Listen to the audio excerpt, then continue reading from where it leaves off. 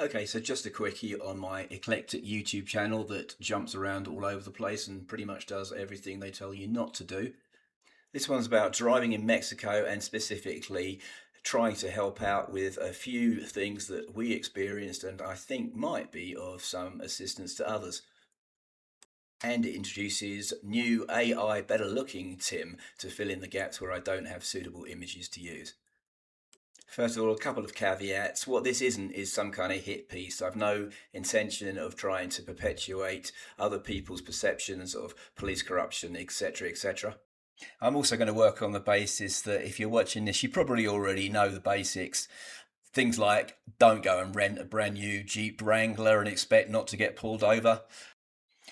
Just a quick aside, I actually know someone who did that and returned it after 25 minutes, having been pulled over and extracted for cash twice. We had no problems of that sort, but this did happen. So we didn't have a stop sign, it came straight through. Pull over there, Tim.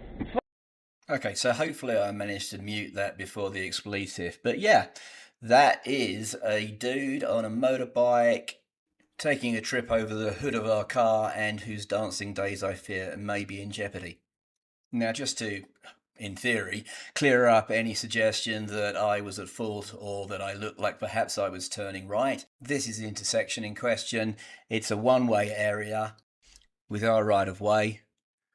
That is a huge manhole cover that I was trying to avoid, and that is the other one-way from the 90-degree angle, and that is a stop sign from where our friend emerged. Now, I mention this not just to get ahead of the sanctimonious YouTube trolls, but also because it is of practical relevance. You see, for once in my life, on this occasion, I had done something smart ahead of the trip. And trust me, that is not usual. But on this one occasion, it did really help us out, and it might help you. This accident took place in Playa del Carmen whilst we were on our way to our hotel.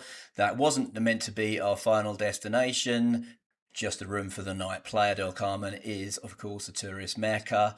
Horrible, I don't suggest you do it, that's just my opinion. But as you might expect, once we'd pulled over, we were quickly surrounded by increasing numbers of people who definitely were not tourists.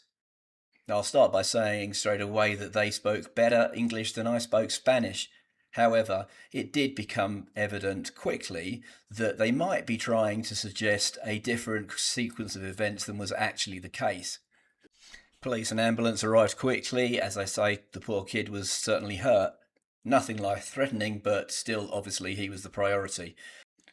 When the police came over to us, those locals who did speak some English were helpful in translating. I was keen, obviously, to understand what version of events had been passed on to the police. I was, I'll be totally honest, concerned that this could turn out to be very bad for us. That's just kind of how your mind goes when you're in a foreign country, don't speak the language very well, and you've heard the stories. A couple of things, though, changed everything. And yes, of course, the first one's obvious. We were using a dash cam. That's not exactly genius. In fact, you might argue it's common sense. But I think the main differentiator was this. Now, I can't say for sure that the situation would have been different had they not have thought we were live streaming this on YouTube. But I can say for sure that it did feel like something had shifted into a mode of doing everything appropriately and by the book. Now, I said I'd keep this short, so I'm going to wrap up and just finish with a couple of small things. We weren't aware that when you have an accident in Mexico, or at least one as serious as this one, you do have to go to the police station. We really fought hard not to do that. We were convinced if we went to the police station, somehow we might be there all night. We'd been travelling all day. All I wanted to do was sit by a bar and drink a beer. Fortunately, we were able to obtain some useful advice from forums where people were able to tell us what was actually needing to happen. So eventually we went along with it. In fact, what happened was quite simple, straightforward. We stood, we gave our statements, we signed insurance papers, we left.